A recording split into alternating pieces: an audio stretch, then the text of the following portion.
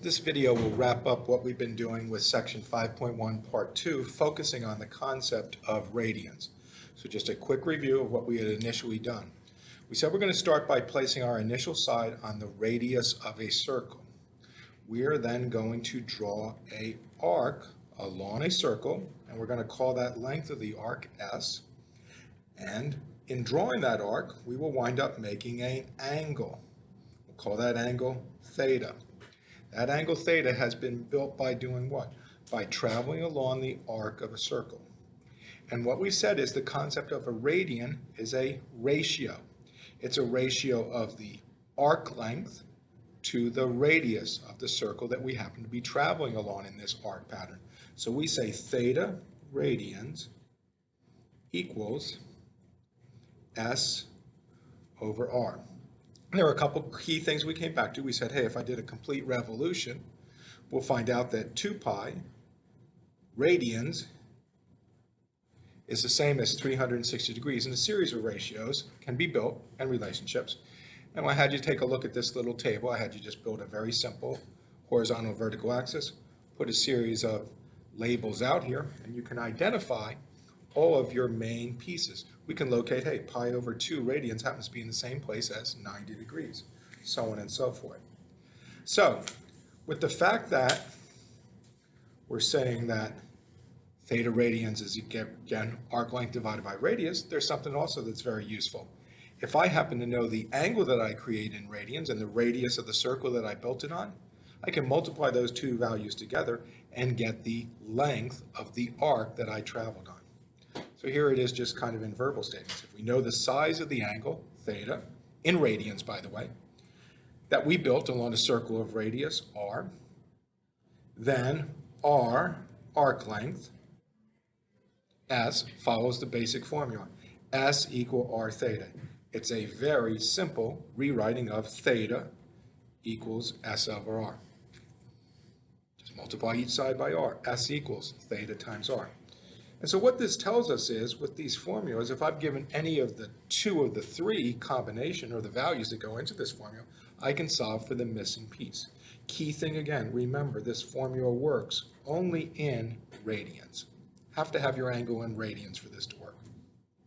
Okay, so here's our first piece, but let's work through a second component, and this will pick up just with where our notes happen to be. You can again see, what do I have? I have a radius of r. I have an arc. I've built a central angle theta. What is this shaded area? Well, that is, if you think about it, that's an area of a circle. It's a sector. A sector is just part of or all of a circle. And that shaded area has an area. It's a portion of the general area of a circle. Remember the formula for an area of a circle? The area of that full circle is pi r squared, which is what we put out there on that little sheet that we started with a couple classes ago. So take a look at this table. We use formula, area of a circle, length of an arc that travels 1 full circular revolution. We said that was the good old circumference, 2 pi r, area of the circle, pi r squared. What's an area of the area of the sector of an arc created by an arc that travels 1 circular revolution? Well, hey, I traveled 2 pi r, travel, creates a sector, which is the full circle, with an area of pi r squared.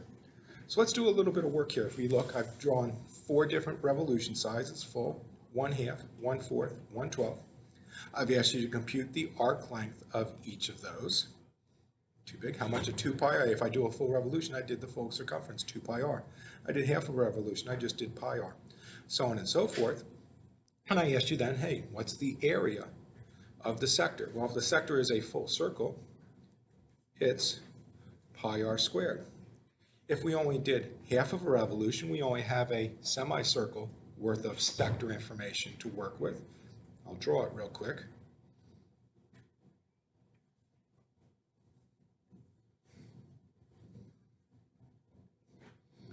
Sector is half of the area of the circle.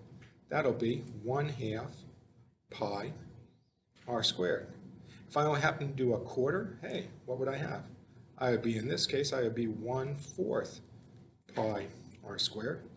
And the last example, I would wind up just being what? I have just 1/12 of the circle. I'd be 1/12 pi r squared. Now, it turns out, if I look here, there's a relationship between the formula pi r squared, 1/2 pi r squared, so on and so forth. I can also relate that to the number of radians that I might happen to have. And what I'd like you to zero in on is this middle formula. When I have pi radians, my area of my sector is 1/2 pi r squared. Well, what's another way in which I can do this? Well, I can substitute theta for pi and come to this very nice formula that you see right here. The area of a sector is equal to 1/2, used to be pi r squared, now it's 1/2 theta r squared. Because why? Theta equals pi. And we'll see that relationship would correspond across any different size angle that I create. The formula will be written just a slightly different version. It'll just say A equals 1/2 r squared theta. Why do they write it this way? It just reads easier as the simplest way to describe it. But here is the key thing now that you have. In all cases, you have a way in which you can work from two of the three pieces of these formulas to solve for a third. If you know the radius of your circle and the angle that you built for your sector, you can use this formula to compute the area of that sector. Just as if you know the if you know the angle that you've built, on what radius, you can multiply those two things together and get your good old version of S. So you'll have these two formulas. You just need to know how to work with them. Again, let this table serve as a nice way to see how we get to this second formula. You could plug and play with any of these other versions as well and see that it would map very well. But this one relationship, where theta equals pi, lets you see this formula very, very quickly. Theta equals pi, 1/2 pi r squared is no different than 1/2 r squared theta because of the equivalency that you have. That ratio will always apply. Each of these sector areas, they all can follow this formula. So let's work with some word problems just on the last page that'll use these. I'll go ahead again, write the formulas up top. S equal r theta, area equal 1/2 r squared theta. Please again, make note, radians only. Only radians for this. So let's work through our problems. Find the arc length and the area of a circular sector formed by a central angle of 2 pi over 3 if the radius of the circle is 6 feet. Okay, so let's try to draw an angle here. What would our circular piece? 2 pi over 3. Well, if you remember from our nice little diagram over here, 2/3 pi it's a little bit more than 1/2 pi. It's a little less than the full pi. So I know that my angle, 2 pi over 3, lives somewhere over there. I know I have a radius of 6. I know that theta equals 2 pi over 3. I know that r equals 6. What's my sector length? Nothing more than S equals r theta, 6 times 2 pi over 3. What will I have? I'll have 12 pi over 3. I'll have 4 pi. My area is equal to what? Well, it'll be equal to 1/2 r squared, in this case 6, times what? 2 pi over 3. Well, 1/2 times 36, that'll be 18 times 2 pi over 3. 1/2 times 36. That's 36 pi over 3, 12 pi. I figured out the area of the circle as well as the sector length of the arc that we built. Let's do the next question. Find the arc length. We're asked to find the value of S that subtends a central angle of 120 degrees in a circle of radius 5. Okay, 120 degrees. Again, using our little handy dandy sheet, we can figure out where 120 degrees is. That looks pretty good for a 120 degree angle. Our radius is how much this time? we said that it is 5. There's my arc length. This is what I'll be looking for.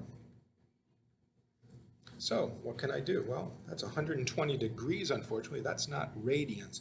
I'm going to need to convert this to radians. I do have the value of R. I don't have theta yet because I have 120 degrees. But if we remember our conversion formulas, 1 degree equals pi over 180 radians. I can do my conversion. 120 degrees, okay, I just multiply pi over 180 by 120. I'll get 120 pi over 180. I'll wind up with 2 pi over 3. I now have theta. What's that allow me to do? I can use S equals R theta. R is 5, so S equals 5 times 2 pi over 3. That that arc length is 10 pi over 3. Okay. Last question. Area of a circular sector within a circle of radius 3 is 24 centimeters squared. Determine the size of the central angle of the sector along with the arc length that makes it. Right, so I have R equals 3. I have A equals 24. I'm going to use my first formula.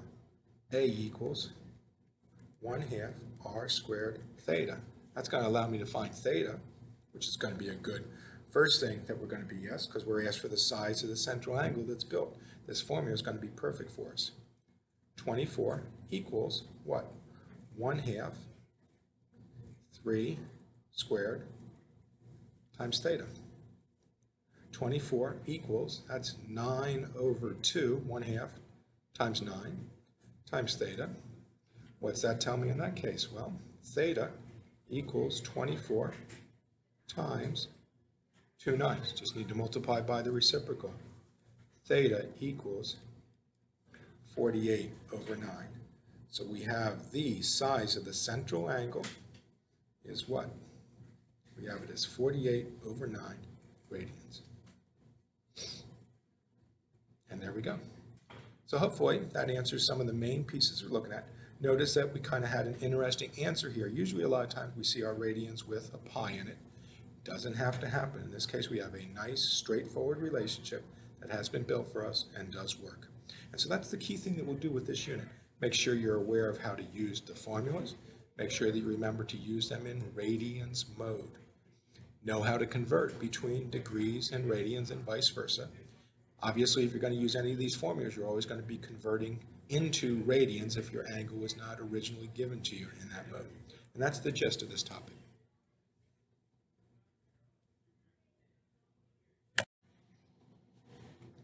Now, the second thing that we were asked to do on this was to go ahead and compute the arc length associated with this angle, 48 over 9 radians, or if we want to, 16 thirds radians.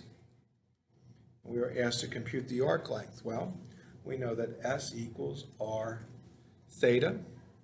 What do we have in this case? Well, we know S equals 3 times, again, we had 48 over 9, or 16 over 3. 3 times 16 over 3 gives us 16. Our arc length in this case is 16 centimeters. And that'll wrap up everything with these problems.